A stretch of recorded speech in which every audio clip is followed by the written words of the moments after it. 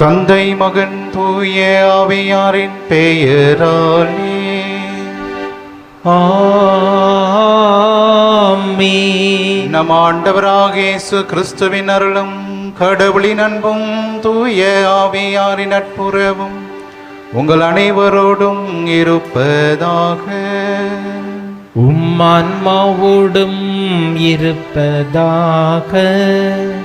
இறையேசுவின் அன்புமிக்க சகோதர சகோதரிகளே, தூய மறை நிகழ்வுகளை நாம் தகுதியோடு கொண்டாட நம்முடைய பாவங்களை ஏற்று மனம் வருந்துவோம். எல்லாம் வல்ல இறைவனிடமும் சகோதர சகோதரிகளே உங்களிடமும் நான் பாவியை ஏற்றுக்கொள்கிறேன். ஏனெனில் என் சிந்தனையாலும் சொல்லாலும் செயலாலும் கடமையில் தவறியதாலும் பாவங்கள் பல செய்தேன். என் பாவமே என் பாவமே என் பெரும்பாவமே.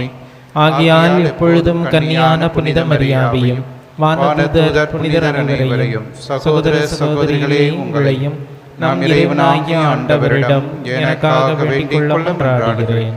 எல்லாம் உள்ள இறைவன் நம் மீது இரக்கம் வைத்து நம் பாவங்களை மன்னித்து நம்மை நிலை வாழ்வுக்கு அழைத்து செல்வாராக. ஆமென். ஆண்டவரே இரக்கமாயிரும். கிறிஸ்துவே இரக்கமாயிரும். ஆண்டவரே இரக்கமாயிரும். கிறிஸ்துவே இரக்கமாயிரும்.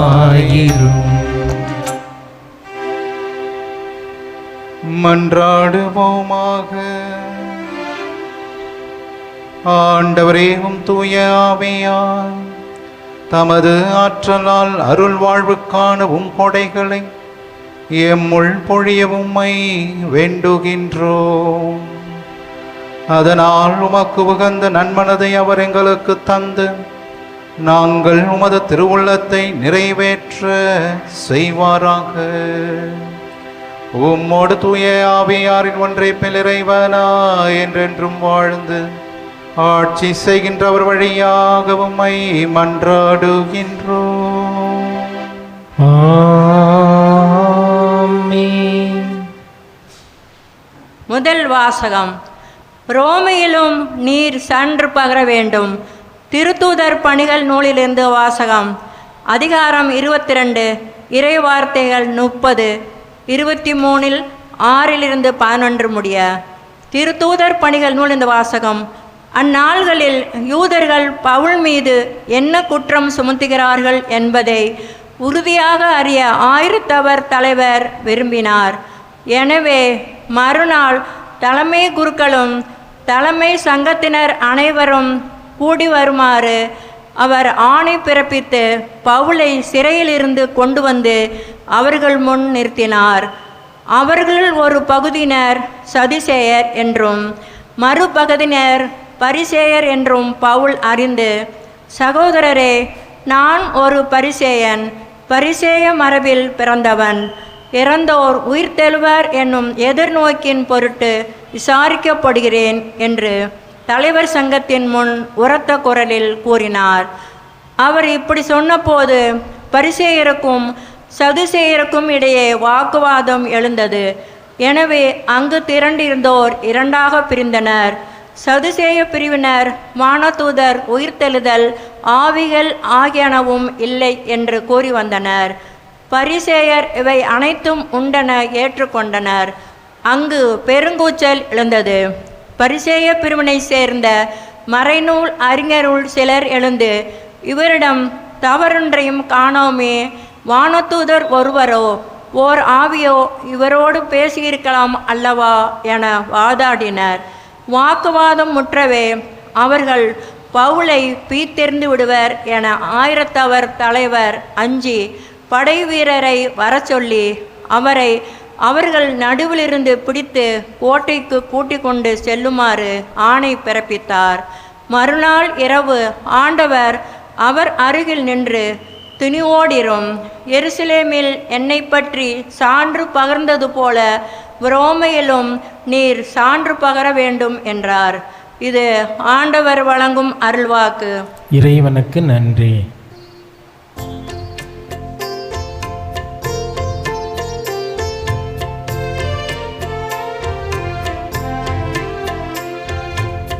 இறைவா என்னை காத்தருளும், உம்மிடம் அடைக்கலம் புகுந்துள்ளே.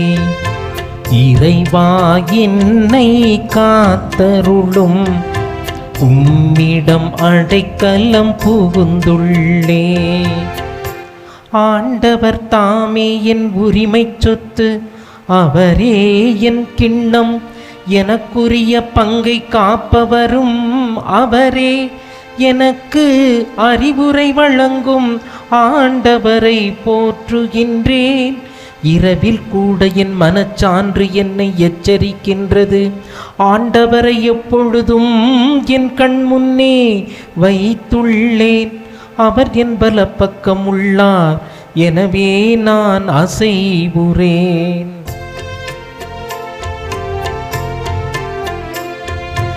இறைவா என்னை காத்தருளும், உம்மிடம் அடைக்கலம் புகுந்துள்ளே. இறைவா என்னை காத்தருளும், உம்மிடம் அடைக்கலம் புகுந்துள்ளே.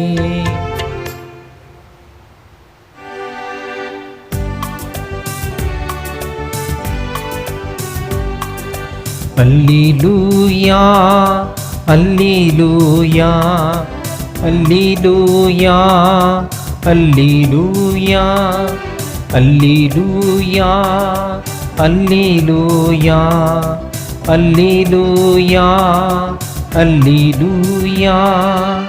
தந்தையே, நீர் என்னுள்ளும் நான் உம்முள்ளும் இருப்பது போல் அவர்களும் ஒன்றாயிருப்பார்களாக.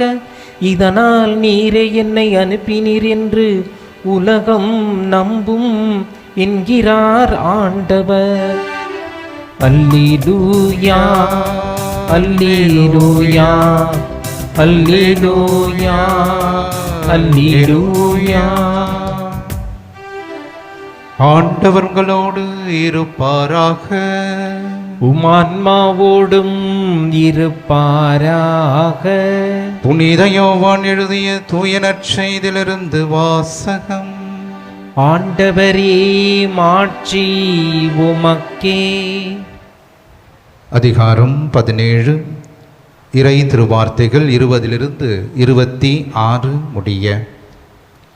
இயேசு வானத்தை அண்ணாந்து பார்த்து வேண்டியது, தந்தையே, என் சீடர்களுக்காக மட்டும் நான் வேண்டவில்லை, அவர்களுடைய வார்த்தையின் வழியாக என்னிடம் நம்பிக்கை கொள்வோருக்காகவும் வேண்டுகிறேன். எல்லாரும் ஒன்றாய் இருப்பார்களாக. தந்தையே, நீர் என்னுள்ளும் நான் உம்முள்ளும் இருப்பது போல் அவர்களும் ஒன்றாய் இருப்பார்களாக. இதனால் நீரே என்னை அனுப்பினீர் என்று உலகம் நம்பும்.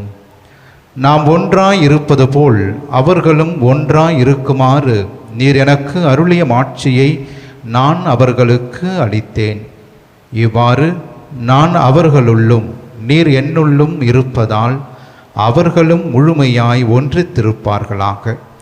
இதனால் நீரே என்னை அனுப்பினீர் எனவும், நீர் என் மீது அன்பு கொண்டுள்ளது போல் அவர்கள் மீதும் அன்பு கொண்டுள்ளீர் எனவும் உலகு அறிந்து கொள்ளும். தந்தையே, உலகம் தோன்றும் முன்னே நீர் என் மீது அன்பு கொண்டு எனக்கு மாட்சி அளித்தீர். நீர் என்னிடம் ஒப்படைத்தவர்கள் என் மாட்சியை காணுமாறு அவர்களும் நான் இருக்கும் இடத்திலேயே என்னோடு இருக்க வேண்டும் என விரும்புகிறேன். நீதியுள்ள தந்தையே, உலகு உம்மை அறியவில்லை, ஆனால் நான் உம்மை அறிந்துள்ளேன். நீரே என்னை அனுப்பினீர் என அவர்களும் அறிந்து கொண்டார்கள். நான் அவர்களோடு இணைந்திருக்கவும் நீர் என் மீது கொண்டிருந்த அன்பு அவர்கள் மீது இருக்கவும் உம்மை பற்றி அவர்களுக்கு அறிவித்தேன், இன்னும் அறிவிப்பேன். ஆண்டவரின் அருள் வாக்கு. கிறிஸ்துவே, உமக்கு புகழ். இறையேசுவின் அன்புமிக்க சகோதர சகோதரிகளே, எல்லாரும் ஒன்றாய் இருப்பார்களாக. ஆண்டவராக இயேசு கிறிஸ்துனுடைய மிக மிக ஒரு அற்புதமான ஜெபத்தை யோவான் நற்செய்தியாளர் இன்று நமக்கு கொடுத்திருக்கின்றார்.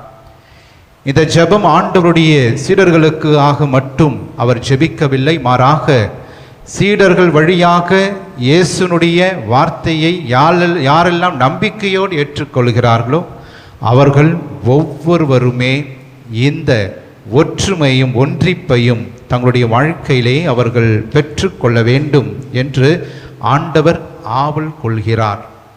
இயேசுவின் பிரியமானவர்களே, 1995 ஆண்டு திருத்தந்தை புனித 2ஆம் ஜான் பால் அவர்கள் ஒரு திருத்தூது மடலை விண்ணேற்பு ஞாயிற்றுக்கிழமை அன்று வெளியிட்டார். அதனுடைய பெயர் உத் ஊனும் சின்ட், அதாவது எல்லாரும் ஒன்றாய் இருப்பார்களாக. இந்த திருத்தூது மடலிலே மிக முக்கியமாக ஆண்டவராக இயேசு கிறிஸ்து இந்த ஒன்றிப்பின் ஜெபத்தை உலகு அறிந்து கொள்ள வேண்டும், உலகம் முழுவதுமாக ஒற்றுமையோடு இருக்க வேண்டும் என்பதற்காக அந்த ஜெபத்தை அவர் தந்திருக்கின்றார். அதுபோல கிறிஸ்தவர்களாகிய நாம் முதலிலே இந்த ஒற்றுமையை, இந்த ஒன்றிப்பை பெற்றுக்கொள்ள வேண்டும் என்று அப்போது இருந்த புனித 2ஆம் ஜான் பால் திருத்தந்தை அவர்கள் இந்த திருத்தூது மடல் வழியாக உலகில் இருக்கின்ற கிறிஸ்தவர்கள் முதலிலே நீங்கள் அனைவரும் ஒன்றுபட வேண்டும்.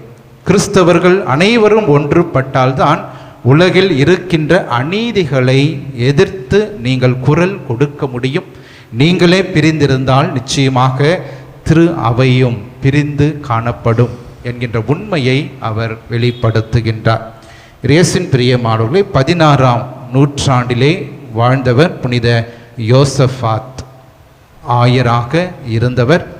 அதே நேரத்திலே இவருடைய வாழ்க்கையை நாம் பார்க்கின்ற பொழுது கீழமை மரபு வழி திரு அவையில் அதே நேரத்திலே கத்தோலிக்க திரு அவையோடு இணைக்க பெரும் போராட்டத்தை மேற்கொண்டார்.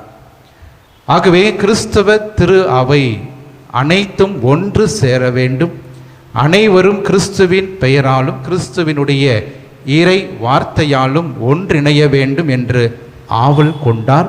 அதற்காக மிகவும் போராடினார், முயற்சியும் மேற்கொண்டார். இறுதியாக அவருக்கு கிடைத்தது மரணம், சாவு, கொலை செய்யப்பட்டார்.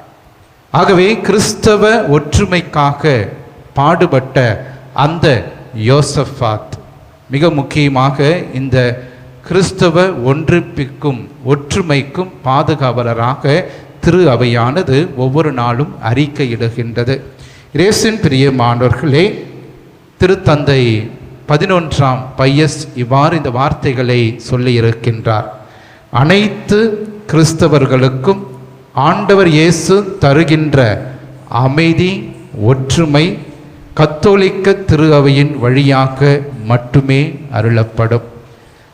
ஆகவே கத்தோலிக்க திரு அவை முதலிலே இந்த ஒன்றிப்புக்காக பாடுபடுகின்ற ஒரு திரு அவையாக இருக்கிறது. ஆகவே இந்த ஒன்றிப்பு எப்போது சாத்தியம் என்றால் கத்தோலிக்க திரு அவை அதற்காக முன்னெடுப்புகளை எடுக்கின்ற பொழுது, உழைக்கின்ற பொழுது இந்த கிறிஸ்தவ ஒன்றிப்பு நிச்சயமாக நம்முடைய வாழ்விலும் இந்த உலகிலும் அது நிறைவேறும் என்பதை அவர் தெளிவுபடுத்துகின்றார். இன்றைய முதல் வாசகத்திலே நாம் பார்க்கின்றோம் எவ்வாறாக பரிசேயரும் சதுசேயரும் ஒன்றிணைந்து அங்கே தலைமை சங்கத்திற்கு முன்பாக பவுலை அவர்கள் நிற்க வைக்கின்றார்கள். ஆகவே இந்த பரிசேயர்களும் சதுசேயர்களும் மிக முக்கியமாக நம்பிக்கையிலே அவர்கள் வேறுபட்டிருக்கின்றார்கள். காரணம், பரிசேயர்கள் வானதூதர், உயிர்த்தெழுதல், ஆவிகள் இதன் மீது நம்பிக்கை வைத்திருந்தார்கள். ஆனால் சதுசேயர்கள் இதன் மீது நம்பிக்கை அற்றவர்களாக இருந்தார்கள். ஆகவே பவுல் இதை உணர்ந்தவராக மிக முக்கியமாக இவர்கள் நம்பிக்கையின் அடிப்படையிலே பிளவுபட்டிருக்கின்றார்கள். ஆகவே ஒற்றுமை இல்லாமல் இருக்கின்றார்கள். ஆகவே அந்த நேரத்திலே அந்த ஒரு நிகழ்வானது பவுலுக்கு சாதகமாக அமைகிறது. ஆகவேதான் அங்கே குழப்பமும் கூச்சலும் வருகிறது. இரு தரப்பினர் இடையே பிரச்சனை அங்கே உருவாகின்றது. அந்த பிரச்சனையின் வழியாக பவுல் மீண்டுமாக காப்பாற்றப்படுவதை நாம் பார்க்கின்றோம். ஆகவேதான் ஆண்டவராக இயேசு கிறிஸ்து அவர் அருகில் நின்று பவுலே துணிவோடு இரும் என்கின்றார். ஆகவே எப்போது நம்முடைய வாழ்க்கையிலே நாம் ஒற்றுமையாக இல்லையோ, பிளவுகள் அதிகமாக இருக்கிறதோ, நிச்சயமாக ஒன்றும் நம்மால் செய்ய இயலாது என்பதை இந்த முதல் வாசகம் நமக்கு விரிவாக விளக்குகின்றது. இயேசுவின் பிரியமானவர்களே, நற்செய்தியிலே ஆண்டவர் சொல்லுகின்ற வார்த்தை இதுதான்: நானும் தந்தையும் ஒன்றாய் இருப்பது போல நீங்களும் ஒன்றாய் இருப்பீர்களாக. இன்றைய நாளிலே மிக முக்கியமாக தாய் திரு அவைக்குள்ளே நிலவுகின்ற பிரச்சனைகள், போராட்டங்கள், சாதி பதவி ஆசைகள், அதே நேரத்தில் பங்கு தளத்திலே இருக்கின்ற பங்கு பேரவை அன்பியங்களிலே நடக்கின்ற உட்கட்சி தகராறுகள், பதவி மோகங்கள் இன்று நம்முடைய திரு அவையையும் பிளவு செய்கின்றது. ஆகவே அன்று ஆண்டவராக இயேசு கிறிஸ்து அனைவரும் ஒன்றாய் இருக்க வேண்டும் என்கின்ற ஒரு மாபெரும் வார்த்தையை சொல்லி ஜெபித்திருக்கின்றார். ஆனால் இன்று இந்த வார்த்தைகள் சாத்தியமாக இருக்கின்றதா? நமக்குள்ளவே இன்றும் ஒற்றுமை இல்லை என்றால் நாம் எங்கே அனைத்து கிறிஸ்தவர்களையும் ஒன்றிணைக்க முடியும்? ஆக முதலில் நம்மிடையே இந்த ஒற்றுமையை நாம் நிலைநாட்ட அழைக்கப்படுகின்றோம். அதே நேரத்திலே இந்த ஒற்றுமை எங்கே ஆரம்பிக்க வேண்டும் என்று நம்முடைய குடும்பத்திலே இந்த ஒற்றுமை இருக்க வேண்டும். ஆகவே இந்த குடும்பத்தில் ஒற்றுமை ஒன்றிப்பு இருக்கின்ற பொழுது இது மிக முக்கியமாக பங்குதளத்திலும் அந்த ஒற்றுமை காக்கப்படுகிறது. பங்குதளத்தில் அனைவரும் ஒற்றுமையாக ஒரே குரலாக இருக்கின்ற போது திரு அவையும் பாதுகாக்கப்படுகின்றது, திரு அவையிலும் ஒற்றுமை நிலவுகின்றது. ஆகவே இன்றும் ஆண்டவராகிய இயேசு கிறிஸ்து தொடர்ந்து இந்த வார்த்தைகளை உச்சரித்து கொண்டே இருக்கின்றார்: அனைவரும் ஒன்றாய் இருப்பார்களாக. இந்த வார்த்தைகளை செவிமடுப்போம், நம்முடைய வாழ்க்கையிலே அதை கடைபிடிப்போம்.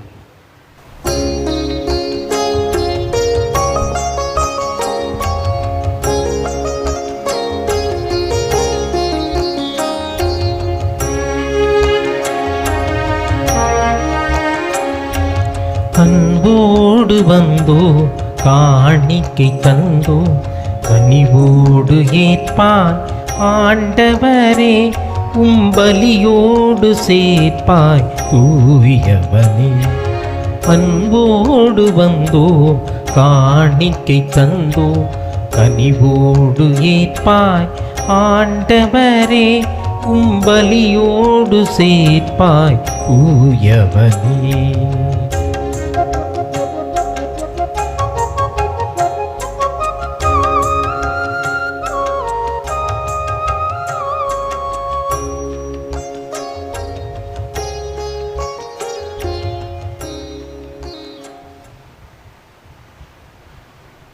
சகோதர சகோதரிகளே, என்னுடையதும் உங்களுடையதுமான இப்பள்ளி எல்லாம் உள்ள தந்தையாக இறைவனுக்கு ஏற்றதாகும்படி மன்றாடுவோம். ஆண்டவர் தமது பெயரின் புகழ்ச்சிக்காகவும் ஆட்சிக்காகவும் நமது நன்மைக்காகவும் புனித திரு அவை அனைத்து நலனுக்காகவும் உமது கையிலிருந்து இப்பள்ளியை ஏற்றுக்கொள்வாராக. ஆண்டவரே, காணிக்கைகளை கனிவோடு புனிதப்படுத்தி அருளவுமை வேண்டுகின்றோம்.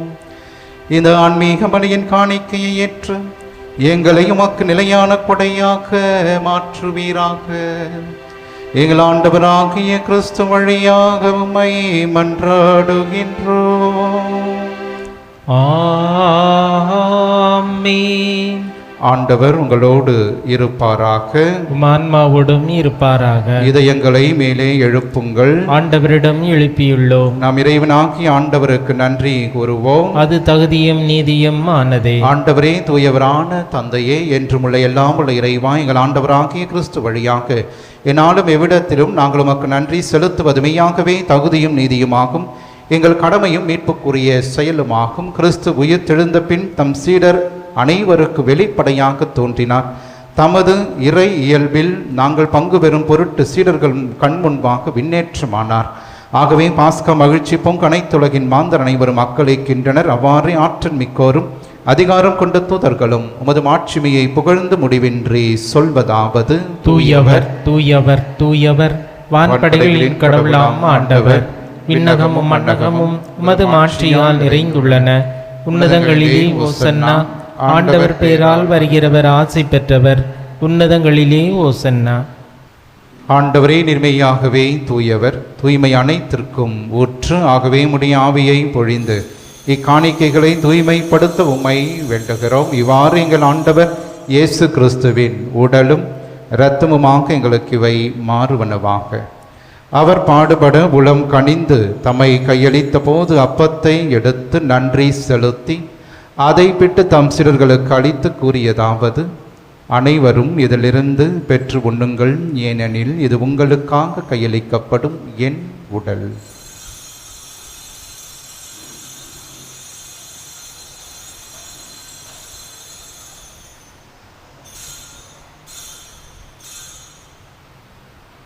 அவ்வண்ணமே இரவு விருந்தை அருந்திய பின் கிண்ணத்தையும் எடுத்து மீண்டும் உமக்கு நன்றி கூறி தம் சீடர்களுக்கு அளித்து அவர் கூறியதாவது: அனைவரும் இதிலிருந்து பெற்று பருகுங்கள், ஏனெனில் இது புதிய நிலையான உடன்படிக்கைக்கு உரிய என் இரத்தத்தின் கிண்ணம். இது பாவ மன்னிப்புக்கென்று உங்களுக்காகவும் பலருக்காகவும் சிந்தப்படும். இதை என் நினைவாக செய்யுங்கள்.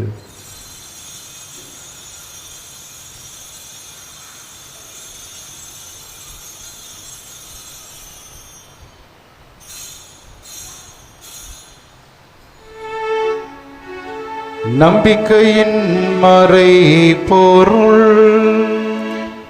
ஆண்டவரே, நீர் வருமளவும் உமது இறப்பினை அறிக்கையிடுகின்றோம், உமது உயிர்ப்பினையும் எடுத்துரைக்கின்றோம். ஆகவே ஆண்டவரை, நாங்கள் கிறிஸ்துவின் இறப்பினையும் உயிர்ப்பினையும் நினைவுகூர்ந்து வாழுதரும் அப்பத்தையும் மீட்பு அளிக்கும் இக்கிண்ணத்தை உமக்கு ஒப்புக் கொடுக்கின்றோம். உம் திருமுன்னின்று உமக்கு ஊழியம் புரிய தகுந்தவர்கள் என எங்களை ஏற்றுக்கொண்டீர். எனவே உமக்கு நன்றி செலுத்துகிறோம். மேலும் கிறிஸ்துவின் உடலிலும் இரத்தத்திலும் பங்கு கொள்ளும் எங்களை தூய ஆவியார் ஒன்று சேர்க்க வேண்டும் என உம்மை தாழ்மையுடன் மன்றாடுகிறோம். ஆண்டவரை, உலகெங்கும் பரவி இருக்கும் அது திரு அவையை நினைவு கூர்ந்தருளும். எங்கள் திருத்தந்தை பிரான்சிஸ், எங்கள் பேராயர் ஜார்ஜ் ஆண்டகை, எல்லாம் திருநிலையினர் ஆகிய அனைவரோடும் அது திரு அவை அன்பில் நிறைவு பெற செய்தருளும். உயிர் திருமெது நோக்கோடு துயில் கொள்ளும் எங்கள் சகோதர சகோதரிகளையும் இறந்தோர் அனைவரையும் இரக்கத்தோடு நினைவு கூர்ந்து மது திருமுக ஒளியினுள் ஏற்றருளும். எங்கள் அனைவர் மீது இரக்கமாயிரும். கடவுளின் கன்னித்தாயான புனிதமிக்க ஆரோக்கிய அன்னை, அவருடைய கணவரான புனித யோசேப்பு, புனித திருத்தூதர்கள், சிறப்பாக இன்று நாங்கள் நினைவு கூறுகின்ற புனித சைமன் ஸ்டாக் மற்ற அனைத்து புனிதரோடு நாங்கள் நிலை வாழ்வின் பங்கு கொள்ளும் தகுதி பெற்று உம் திருமகன் இயேசு கிறிஸ்து வழியாக உம்மை புகழ்ந்தேத்தும் வரமருள உம்மை மன்றாடுகின்றோம்.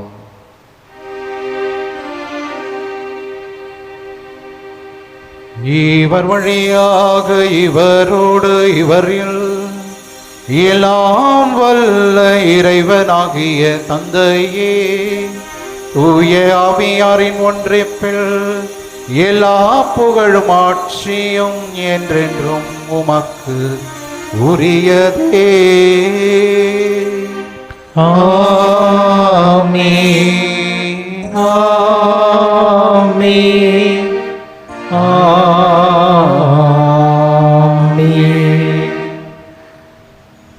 நம்முடைய வாழ்விலை என்றும் ஒற்றுமையோடு வாழவும், திரு அவை என்றுமே ஒற்றுமையோடு இருக்கவும் நம்முடைய விண்ணக தந்தை நோக்கி நாம் மன்றாடுவோம். விண்ணுலகில் இருக்கின்ற எங்கள் தந்தையே, உமது பெயர் தூயதென போற்ற பெறுக, உமது ஆட்சி வருக, உமது திருவுளம் விண்ணுலகில் நிறைவேறுவது போல மண்ணுலகிலும் நிறைவேறுக.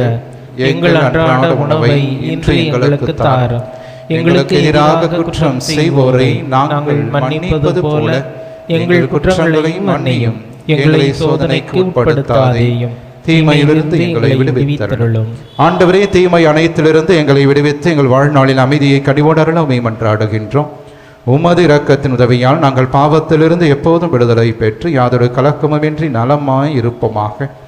நாங்கள் எதிர்நோக்கியிருக்கும் பேரின்பத்துக்காகவும் மீட்பராகிய இயேசு கிறிஸ்துவின் வருகைக்காகவும் காத்திருக்கின்றோம். ஏனெனில் ஆட்சியும் வல்லமையும் ஆட்சியும் என்றென்றும் உமதே. ஆண்டவரே இயேசு கிறிஸ்துவை, அமைதியை உங்களுக்கு விட்டு செல்கிறேன், என் அமைதியை உங்களுக்கு அளிக்கின்றேன் என்றும் திருத்தூதர்களுக்கு மொழிந்தீரே. எங்கள் பாவங்களை பாராமல் உமது திரு அவை நம்பிக்கையை கண்ணோக்கி உமது திருவுலத்திற்கேற்பதற்கு அமைதியும் ஒற்றுமையும் அளித்தருள்வீராக. என்றென்றும் வாழ்ந்து ஆட்சி செய்கின்றவர் நீரே. ஆமென். ஆண்டவருடைய அமைதி என்றும் உங்களோடு இருப்பதாக. ஆன்மாவுடன் இருப்பதாக. ஒருவருக்கு ஒருவர் ஆண்டவர் தருகின்ற அமைதியை நாம் பகிர்ந்து கொள்வோம். உலகின் பாவங்களை போக்கும் இறைவனின் செம்மறியே, எங்கள் மேல் இரக்கமாயிரும். உலகின் பாவங்களை போக்கும் இறைவனின் செம்மறியே, எங்கள் மேல் இரக்கமாயிரும். உலகின் பாவங்களை போக்கும் இறைவனின் செம்மறியே, எங்களுக்கு அமைதியை அளித்தருளும்.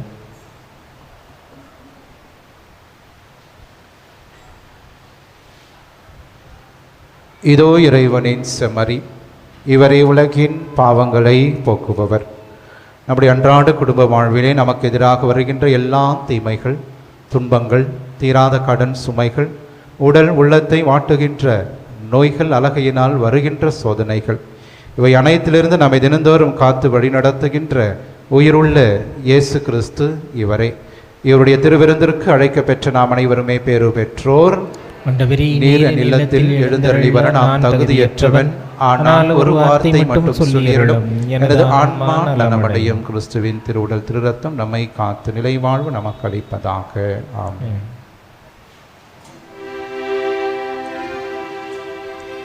நன்றியோடு மன்றாடுவோமாக. ஆண்டவரை, நாங்கள் பங்கு கொண்ட மறை நிகழ்வுகள் தங்கள் படிப்பினையால் நல்லறிவையும் திருவுணவால் புத்துயிரையும் எங்களுக்கு அளிக்கவுமை வேண்டுகின்றோம். அதனால் உமருட்கொடைகளை நாங்கள் பெற்றுக்கொள்ள தகுதி பெறுவோமாக.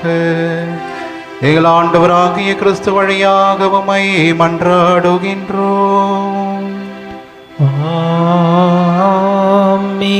ஆண்டவர் உங்களோடு இருப்பாராக.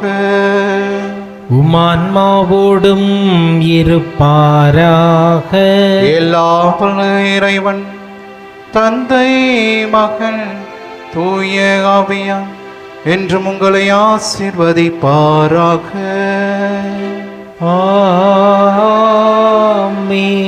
அன்னையின் ஆசீரோடு சென்று வாருங்கள். திருப்பலி நிறைவேறிற்று. இறைவனுக்கு நன்றி.